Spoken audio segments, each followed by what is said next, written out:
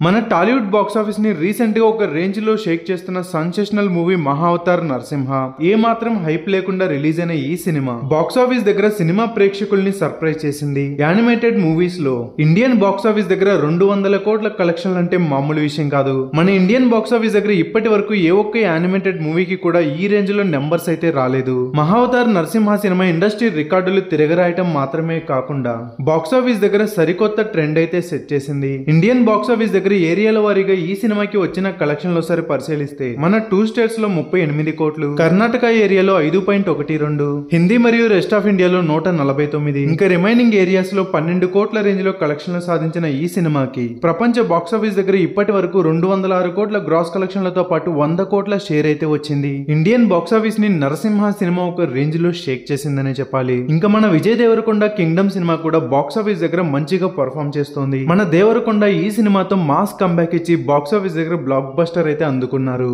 ఆయన కెరీర్ లో ఆల్మోస్ట్ 7 సంవత్సరాల తర్వాత వచ్చిన ఒక బిగ్గెస్ట్ బ్లాక్ బస్టర్ కావడంతో విజయ్ దేవరకొండ అభిమానులతో పాటు తెలుగు సినిమా అభిమానులు కూడా విజయ్ దేవరకొండ నుంచి కింగ్డమ్ లాంటి బ్లాక్ బస్టర్ మూవీస్ రావాలని కోరుకుంటున్నారు. ఇంకా కింగ్డమ్ సినిమాకి బాక్స్ ఆఫీస్ దగ్గర 13వ రోజు వర్కింగ్ డే అయినప్పటికీ కూడా బాక్స్ ఆఫీస్ దగ్గర పోటీలో మహావతార్ నరసింహ సినిమా ఉన్నప్పటికీ కూడా డీసెంట్ కలెక్షన్స్ తో బాక్స్ ఆఫీస్ మొత్తాన్ని షేక్ చేస్తోంది. మన 2 స్టేట్స్ లో ఇప్పటి వరకు 31 కోట్ల రేంజ్ లో షేర్ ని సాధించిన ఈ cinema world wide box office దగ్గర ఆల్మోస్ట్ 45 కోట్లకు పైగా షేర్ ని సాధించి రికార్డులు బ్రేక్ చేసింది. ఈ సినిమా సూపర్ హిట్ అవ్వాలి అంటే 52 కోట్ల షేర్ ని సాధించాల్సి ఉంటుంది. లాంగ్ రన్ లో ఈ సినిమాకి ఎన్ని కలెక్షన్లు వస్తాయో చూడాలి. మహావతార్ నరసింహ ఇంకా కింగ్డమ్ సినిమాల్లో మీకు నచ్చిన సినిమాని మాకు కామెంట్ లో తెలియజేయండి. వీడియోని లైక్ చేయండి, షేర్ చేయండి. ఇలాంటి మరెన్నో ఎంటర్టైన్మెంట్ వీడియోల కోసం ఛానల్ ని సబ్స్క్రైబ్ చేసి పక్కనే ఉన్న బెల్ ఐకాన్ ని కూడా కొట్టండి.